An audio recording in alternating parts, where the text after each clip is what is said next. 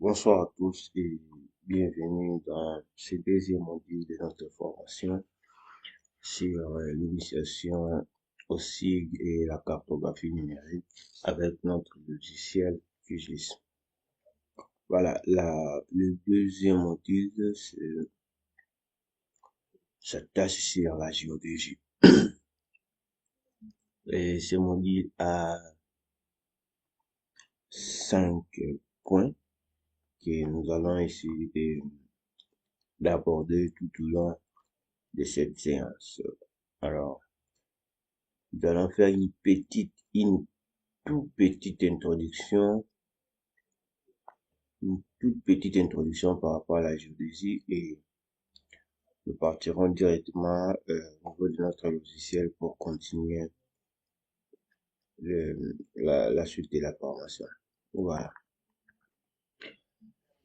Par définition, la géodésie est la science qui étudie la forme et les dimensions de la Terre. Alors, ce qui nous intéresse ici, ce n'est pas aller avec beaucoup de détails, c'est juste la partie du système de coordonnées qui est liée à la géologie qui nous intéresse. Pourquoi cette partie nous intéresse? Simplement parce que les données que nous allons utiliser, ce sont des données qui sont localisées géographiquement. On peut localiser une donnée géographiquement si et seulement si il a les coordonnées X et Y. Voilà. Alors, un système de coordonnées est un système utilisé pour mesurer les coordonnées. Les coordonnées de nos points, les coordonnées de nos couches, et ainsi de suite. Il y a plusieurs exemples de coordonnées, mais disons, il existe plusieurs systèmes de coordonnées, parmi lesquels nous avons recensé quelques exemples qui sont là. Et lorsque nous serons en contact avec le logiciel, on verra d'autres types de coordonnées beaucoup plus utilisées en cartographie numérique. Voilà, là nous avons l'exemple de WGS84 qui est un système de coordonnées universelles. Ça veut dire qu'il est adapté dans les 4 coins du monde. Et il y a aussi le RGF 93 qui est adapté en France et une partie du monde. Voilà. Si vous voulez avoir plus de détails par rapport à la théorie concernant la géodésie, vous n'avez qu'à faire la petite recherche sur Google pour en savoir plus. Voilà. À présent, nous allons quitter cette présentation pour aller dans notre logiciel de travail. Voilà, je vais lancer QGIS Desktop.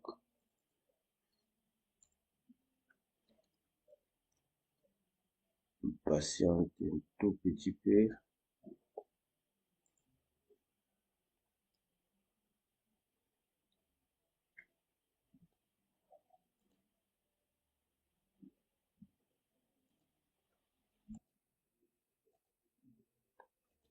Voilà, notre logiciel vient d'être lancé et là nous avons, je crois que tout le monde comprend déjà cet espace de travail. Il y a les projets récents, tous les projets récents que nous avons réalisés.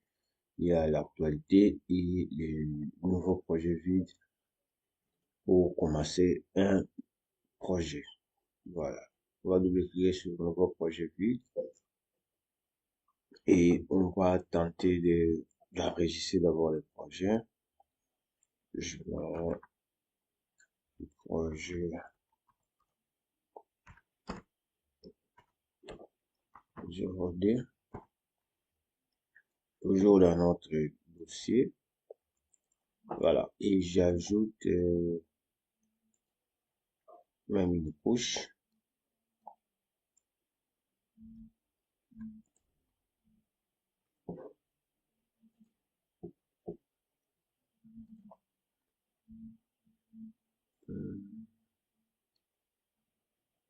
Là où il y a les données, c'est dans les disques D, formation décembre, data, et on prend vecteur, nous allons prendre, euh, par exemple, 26 provinces. Et dans les 26 provinces, je dois chercher province, voilà, province nouvelle 26 shapefile. Il est là.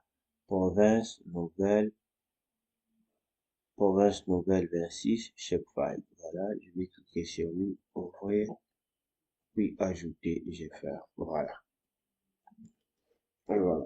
Alors ici, ce que nous allons faire, nous allons vérifier d'abord le système de coordonnées de notre projet et puis vérifier le système de coordonnées de notre couche. Il est aussi à noter que le projet a tendance de toujours prendre les systèmes de coordonnées de référence de la première couche à ajouter. Par exemple, on peut vérifier d'abord les systèmes de coordonnées de notre couche. Pour vérifier, on fait clic droit sur la couche propriété et on peut aller sur information.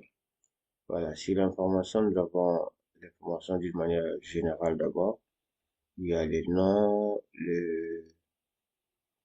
la localisation de la couche dans l'ordinateur, euh, la taille, dernière modification, les fournisseurs, voilà, information sur les fournisseurs, vous avez là, et nous avons système de coordonnées de référence, SCR. Voilà, ici le système de coordonnées de référence de la couche est WGS84, avec comme code identifiant ce qui est là. Maintenant, nous allons essayer de voir pour notre projet. Maintenant, pour vérifier les systèmes de coordonnées de référence d'un projet, nous allons sur le menu projet, on prend propriété. Et dans les propriétés, nous avons le système de coordonnées de référence du projet. Par exemple, ici, le système de coordonnées de référence de notre projet, c'est bien là, WGS84, avec les codes identifiant ce qu'il a. Si on essaye de voir, ici c'est 4326 WGS84. On va aussi vérifier pour la couche, c'est WGS84 4326. Voilà, c'est la même chose. C'est la même chose. Alors, pour changer les systèmes de coordonnées de notre projet,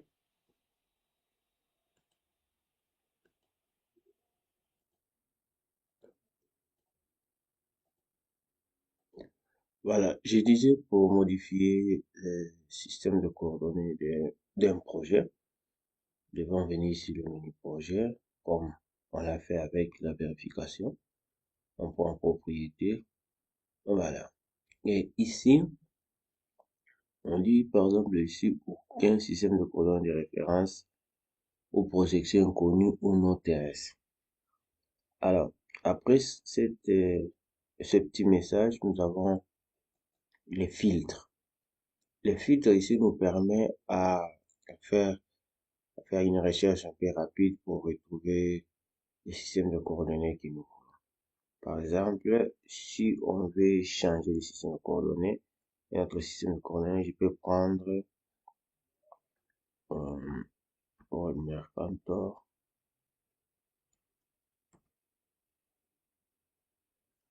attendez, ordre, voilà, il ne s'affiche pas.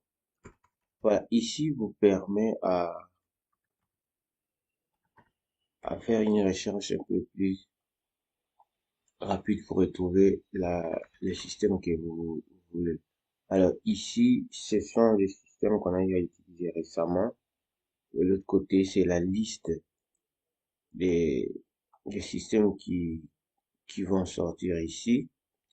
Ici, c'est la description aux propriétés de du système que vous avez choisi et de l'autre côté, c'est la visualisation ou son champ d'application. Par exemple, les WGS84 que nous avons là, on nous montre que il est utilisé dans les quatre coins du monde.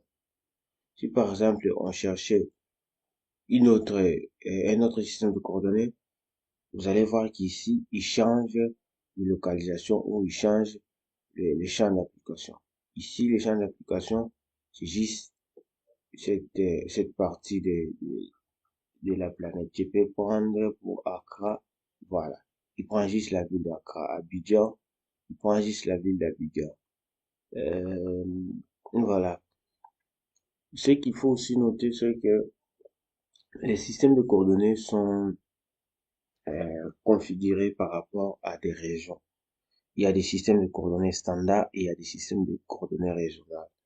Par exemple, l'exemple que nous avons vu là pour Abidjan, pour Accra, ce sont des coordonnées et des systèmes de coordonnées géographiques de référence de villes bien spécifiques. On peut prendre ça, voilà, ça c'est universel, ça veut dire que c'est utilisé partout dans le monde. Ici c'est pour une partie, ici une partie, ici une partie, voilà. C'est comme les présente notre interface de visualisation. Ça c'est pour Amsterdam, voilà. Vous pouvez essayer d'appliquer le plus possible. Donc, vous pouvez essayer pour des villes que vous connaissez et voir si vous avez des systèmes de coordonnées de référence régionales par rapport à votre localisation. Et dès que vous choisissez les systèmes de coordonnées, la, la prochaine étape, c'est d'appliquer et puis OK. Et vous verrez que le système de coordonnées de votre projet a changé. Par exemple, on va prendre le système qui est là, Batavia. Je vais appliquer, je vais voir qu'est-ce que ça peut faire. Voilà, il me dit de multiples opérations sont possibles pour convertir le programme. Les messages là. Si un système de coordonnées n'est pas adapté dans votre zone, et la carte sera déformée automatiquement. Attends, on va essayer, on applique, puis on fait OK. Voilà, pas de transformation disponible en extrait n'est pas adapté. On va essayer d'aller au niveau de la couche. Voilà. Vérifier si c'est les coordonnées de la couche. On a eu à vérifier, c'est WGS84. Maintenant, on va essayer de modifier le système de coordonnées de la couche. Pour modifier le système de coordonnées de la couche, nous avons deux possibilités. Soit d'enregistrer la couche de nouveau. Et pour le faire, on fait clic droit, propriété, non, plutôt clic droit, exporter et sauvegarder les entités sous. Voilà. Et ici, les formats restent déjà sRecheck file. Je vais maintenant indiquer le nom du fichier en cliquant sur parcourir. Je vais mettre par exemple, je mets CMA 26, province. Voilà, et j'ai fait OK. Et nom de la, plutôt au niveau des SCR, système de coordonnées de référence, qu'est-ce que je vais faire maintenant? Je vais charger. Je vais prendre l'exemple d'un système qui n'est pas adapté en RDC, comme ça on verra qu'est-ce que ça va faire par rapport à notre bouche.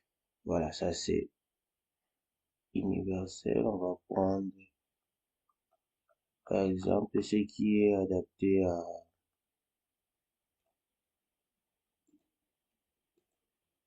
à une ville. point sur les YAML. Voilà. On fait OK. Et puis OK. Voilà, votre couche a été exportée. Je vais d'abord décocher celui-ci. Et voilà. On rentre sur propriété pour voir YAML. YAML aussi, c'est un système de coordonnées qui est universel. C'est-à-dire qu'on va prendre un système qui est lié automatiquement à une zone de notre province.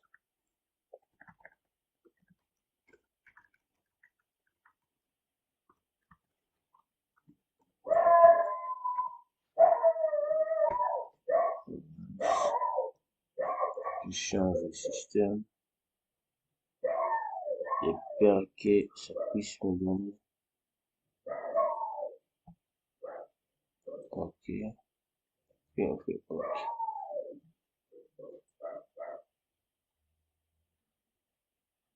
Et pourquoi ça ne prend pas en charge? Voilà, nous poursuivons avec la deuxième méthode des changements des systèmes de coordonnées et de référence d'une couche. Voilà, nous allons cocher et les mettre en surveillance et dans la boîte à outils de traitement, nous allons chercher l'outil de projection. Voilà, l'outil de projection là. Et dans l'outil de projection, nous allons prendre reprojeter une couche. Nous cliquons sur l'outil et ici nous avons trois paramètres à bouger. D'abord, couche source. Si vous constatez que par défaut l'outil n'a pas récupéré votre couche source, à ce moment-là, vous n'avez qu'à cliquer ici et la liste de toutes vos couches sortiront et vous choisissez votre couche. Deuxième opération à faire ici, c'est choisir le système de coordonnées que vous voulez changer. Vous cliquez ici. Si sur la liste ici, il sort ici votre système de coordonnées que vous voulez changer, mais ne s'affiche pas, vous allez cliquer sur cette icône et vous verrez la liste de tous les systèmes de coordonnées de référence disponibles sur votre ordi sera affiché. Voilà. Dernière icône ici, c'est facultatif. Si vous voulez assez que votre couche soit utilisée ultérieurement, vous devez l'enregistrer.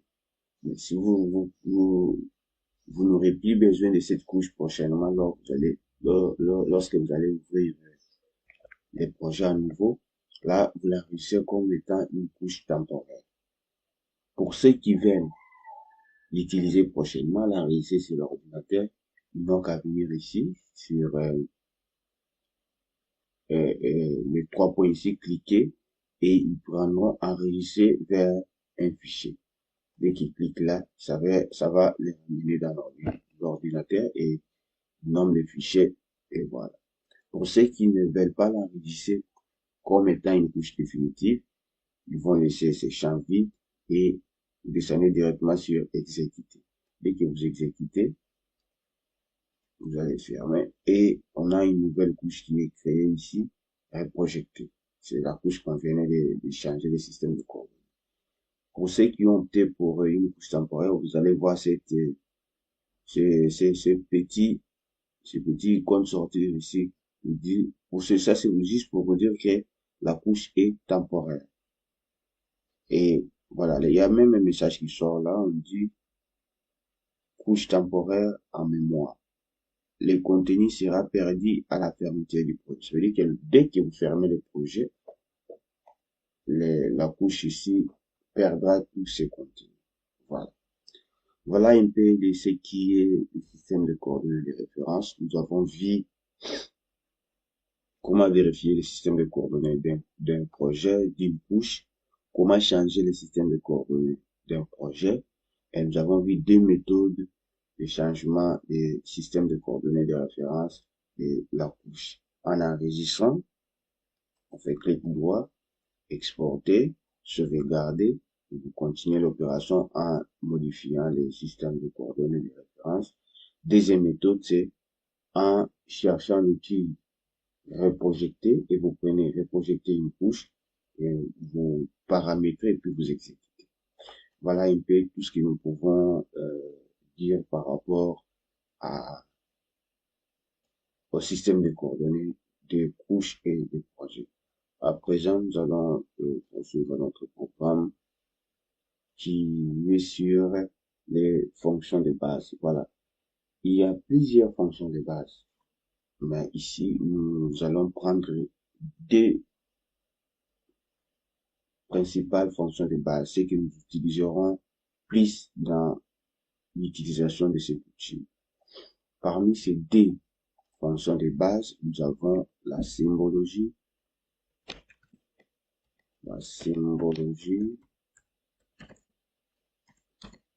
et l'étiquette.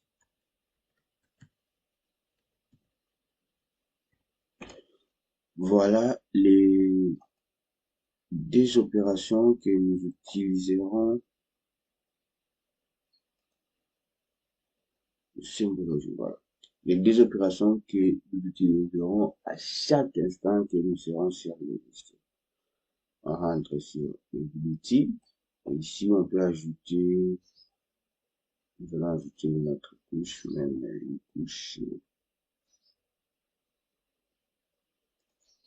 On va prendre même une lithographie.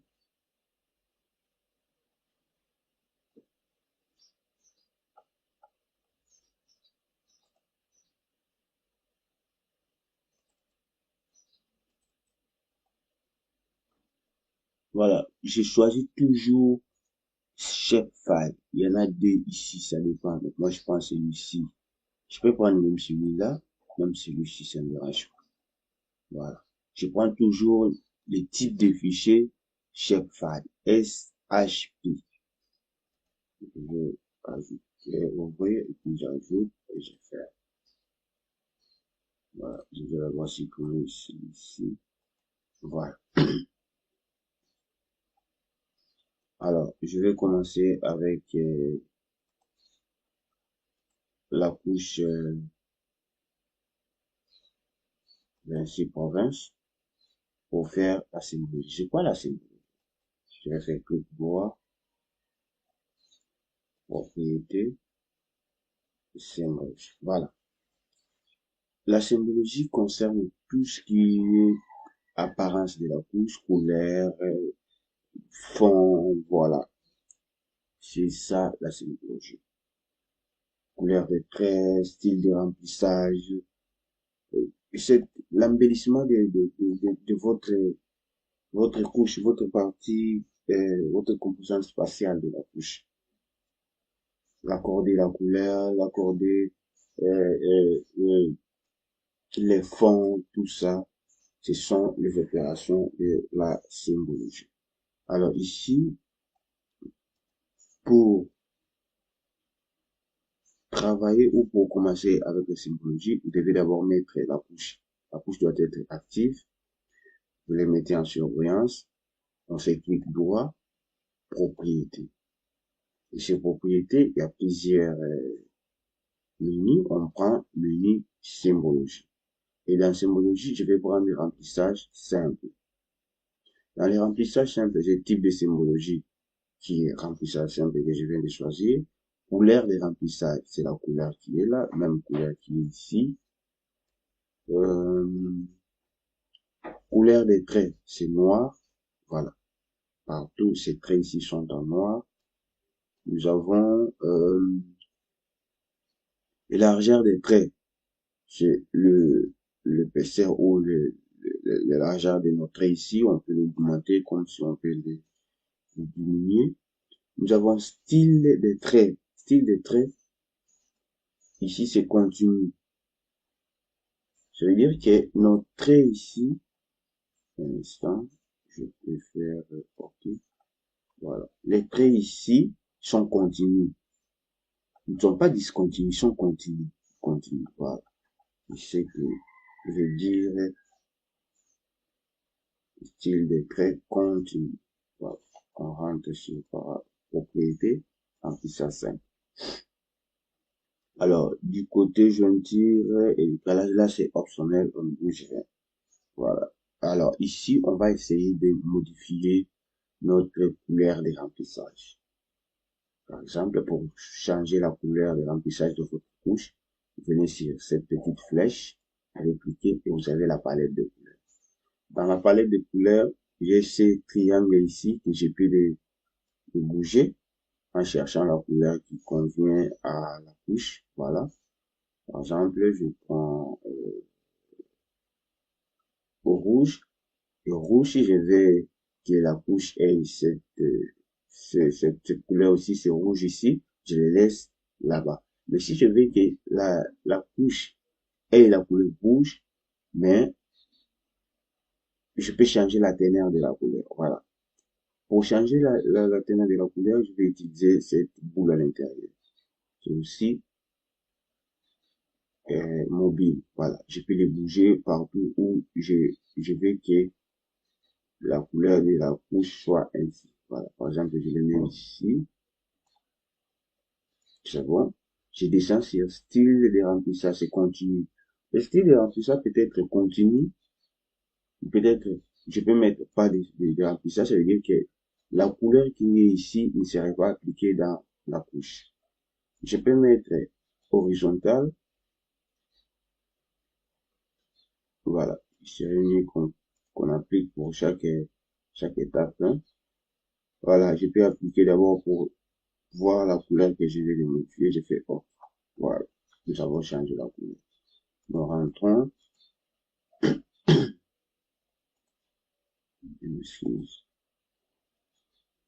Voilà par rapport à la couleur. Maintenant, au style de remplissage, si c'est continu, ça veut dire que la couleur ici sera affichée là-bas.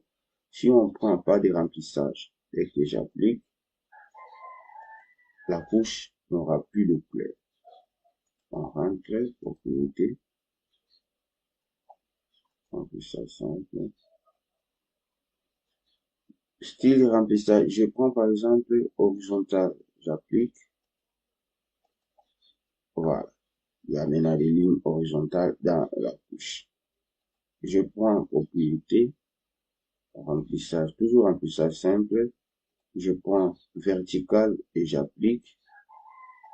Voilà. Les lignes sont devenues en vertical. Ainsi de suite. Voilà. On va prendre un autre style de remplissage. C'est simple. Style de remplissage, je prends croix. Je vais appliquer. Et vous avez des petites croix là-bas. C'est comme ça que ça marche. Alors, ici, je vous conseillerais d'utiliser soit, bon, ça dépend de votre projet, hein. Je sais qu'il est beaucoup plus utilisé, c'est continu, soit pas de remplissage. Continu lorsque vous voulez avoir une couleur au fond, et pas de continu lorsque vous avez, par exemple, beaucoup d'éléments, beaucoup de données à visualiser, à représenter sur la carte. C'est beaucoup plus utilisé, pas des remplissages pour mettre la lisibilité de d'autres données. On verra ça quand on va passer au module de préparation des données. Voilà. Alors, de ce qui est largeur des traits, vous pouvez augmenter la largeur des traits. Pour augmenter la largeur des traits, vous avez, ou réduire la largeur des traits, vous avez les deux flèches là. Ça, c'est pour augmenter. Ça, c'est pour, voilà, on peut mettre à 66. Vous voyez qu'ici, ça aussi bouge. On applique et on fait OK. Voilà. Voilà, c'est comme ça. Et on rentre sur propriété, remplissage simple. Voilà, je crois que nous avons bien compris cette interface ici. Alors jusque-là, nous avions plutôt utilisé symbole unique. Mais nous avons aussi la possibilité d'utiliser d'autres types de symboles. Ça peut être catégorisé, ça peut être gradué, ça peut être ensemble de règles, entités fusionnées, polygone inversé, voilà, vous avez pas mal d'autres types de symbologie. Alors, en dehors des symbologies uniques, nous pourrons utiliser symbologie catégorisée. Dans les catégorisées, maintenant, c'est un style de symbologie qui vous permet à avoir, par exemple, ici, nous avons 26 entités, d'avoir une couleur spécifique par entité. On va essayer. Voilà. Alors, pour les réaliser, vous devez d'abord choisir la valeur qui va vous permettre à catégoriser vos entités. Je vais prendre ici, je rentre dans la partie attributaire. Ça, ce sont les informations qui sont dans la partie attributaire. Je vais prendre, par exemple, les noms. La valeur nom. Le symbole, je peux changer le style de remplissage. Au fait, ça reste comme ça. Palette de couleurs, je peux aussi voir. Voilà, il y a une palette déjà qui est là. Mais vous pouvez choisir, vous pouvez changer les palettes comme vous voulez ici.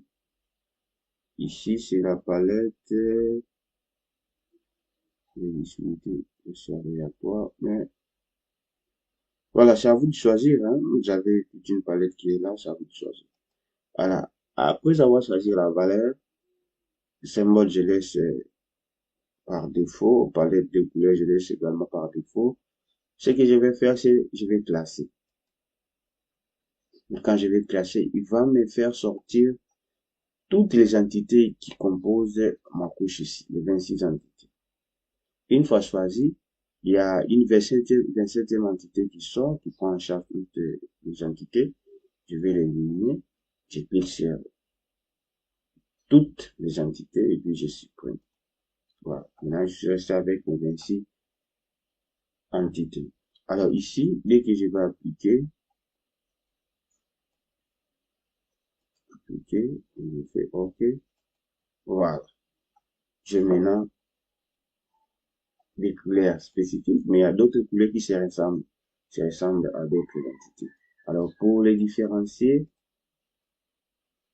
vous devez changer de couleur. Là où vous voyez que vous constatez que les couleurs sont identiques, vous venez sur l'entité où la première entité où vous voulez changer la couleur, vous double-cliquez, vous avez les sélecteurs des symboles et puis je prends remplissage simple, toujours prendre remplissage simple. Voilà, la couleur de remplissage est là, je peux bouger, je peux dire que non, là c'est rouge, ça je peux mettre ça ainsi, voilà, et je vais même changer le style de remplissage, je peux mettre ici, continue, et je fais OK. Je vais appliquer pour voir, parce qu'on a fait ça sur Bazouili, voilà, et c'est comme ça que ça marche. On rentre sur propriété.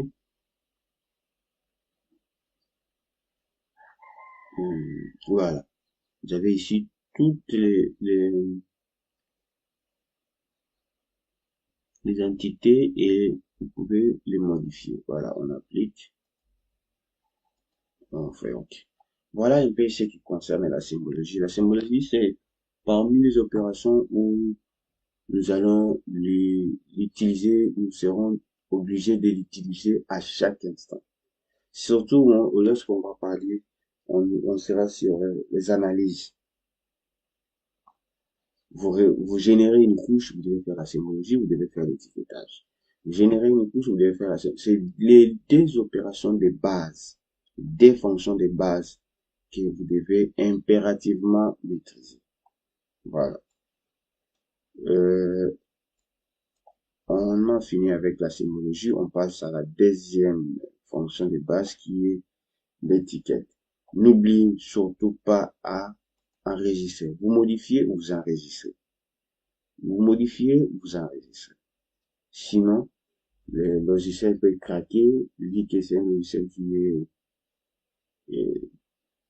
que vous pouvez travailler avec en ligne, voilà. Il y a beaucoup d'outils, beaucoup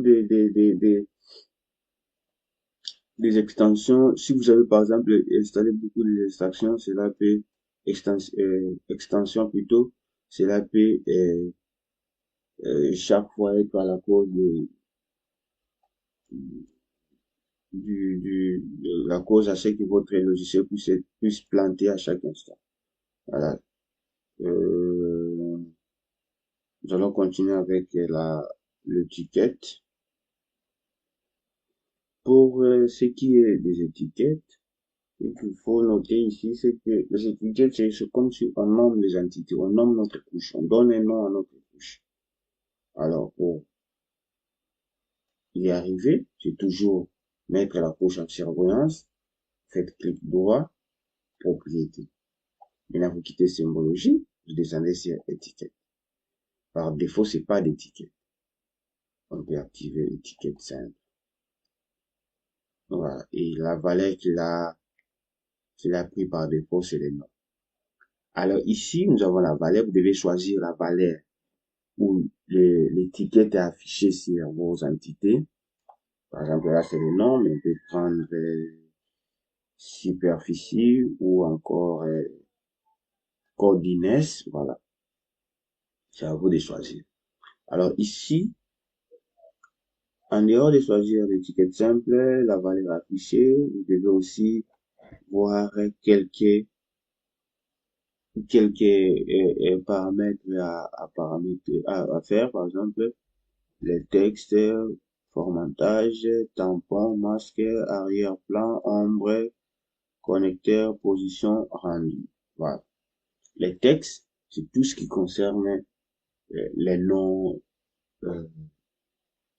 avec quelle police vous voulez afficher, vous voulez enregistrer votre étiquette, quel style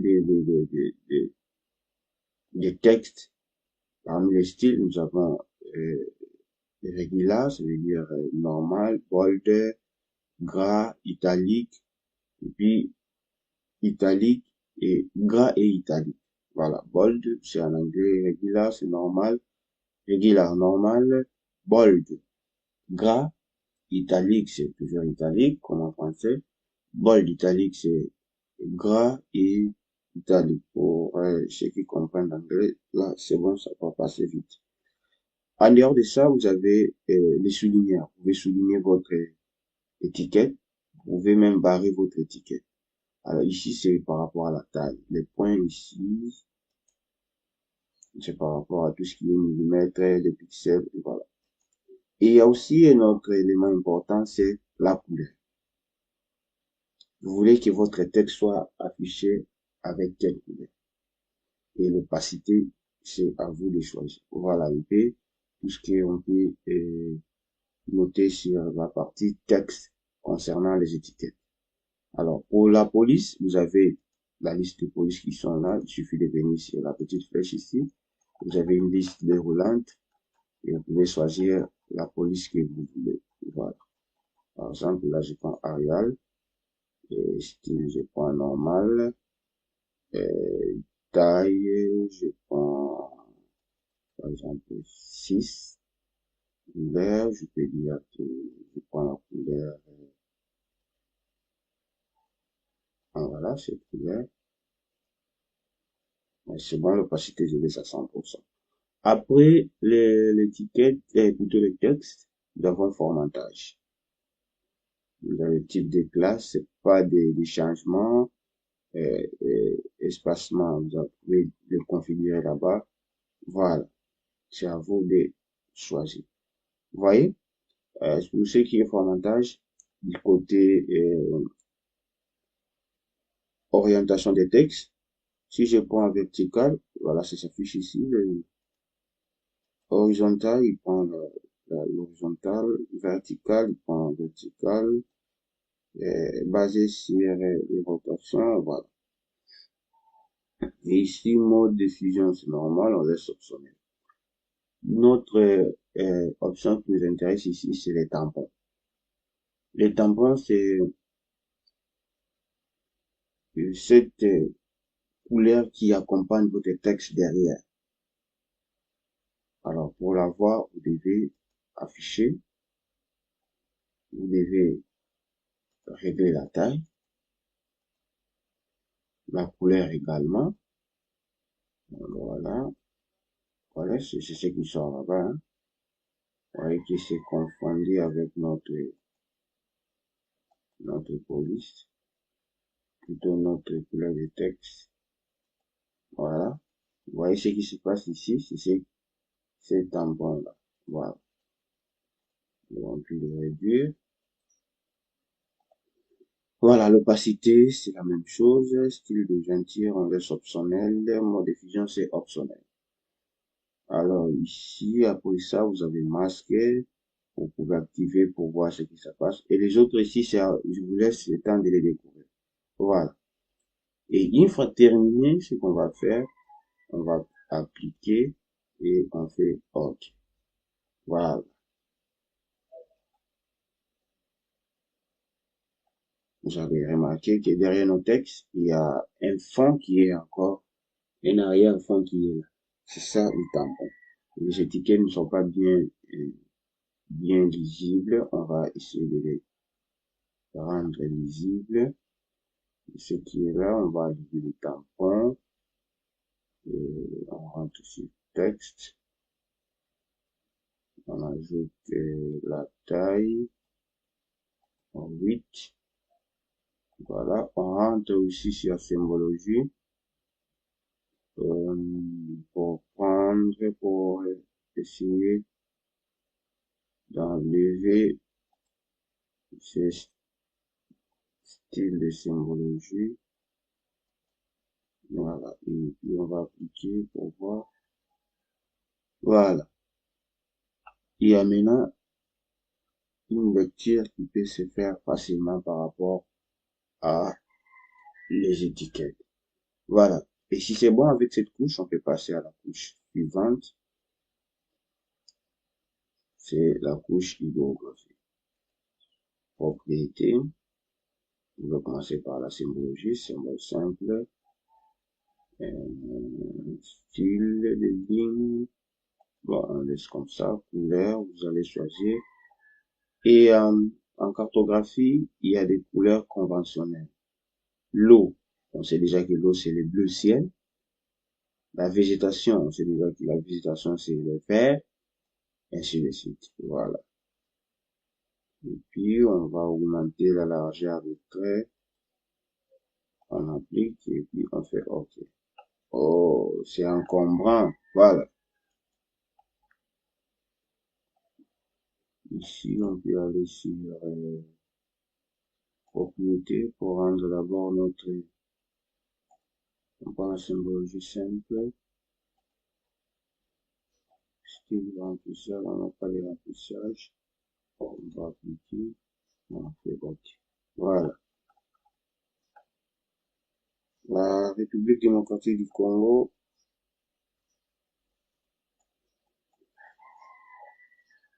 Et vraiment, presque dans toutes les provinces, il y a de l'eau.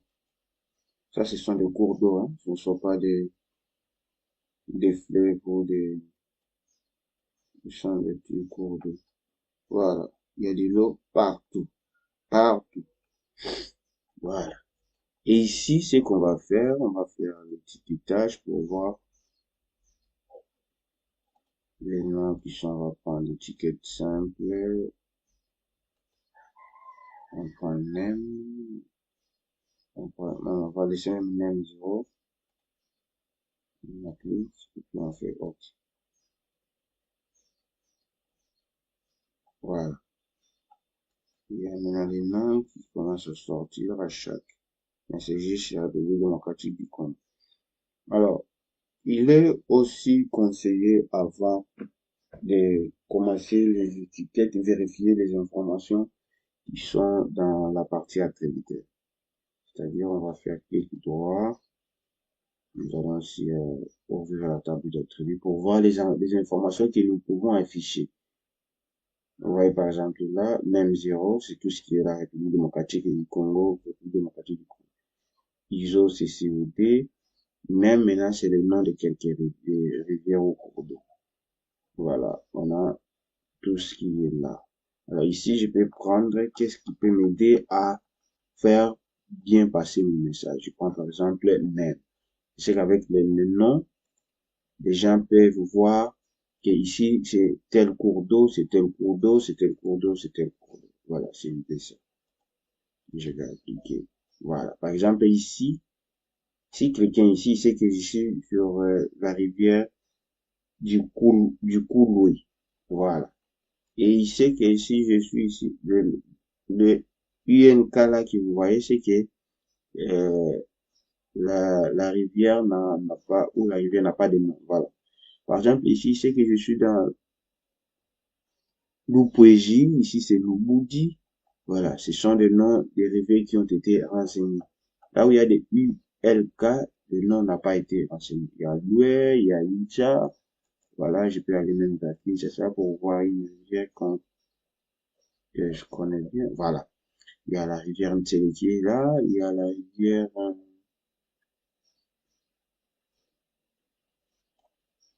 Bombo. Ça, c'est vers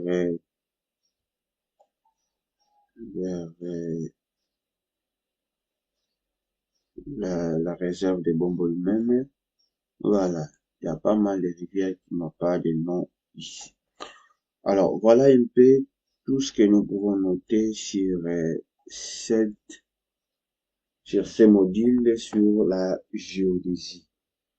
Nous avons dit par rapport à ces modules, nous avons vu les systèmes de coordonnées, les systèmes de coordonnées d'un projet, les systèmes de coordonnées d'une couche. Nous avons essayé de passer d'un système de coordonnées à un autre par rapport à un projet et par rapport à une couche. Et nous avons aussi vu quelques fonctions de base qui est la symbologie et l'étiquetage. Voilà.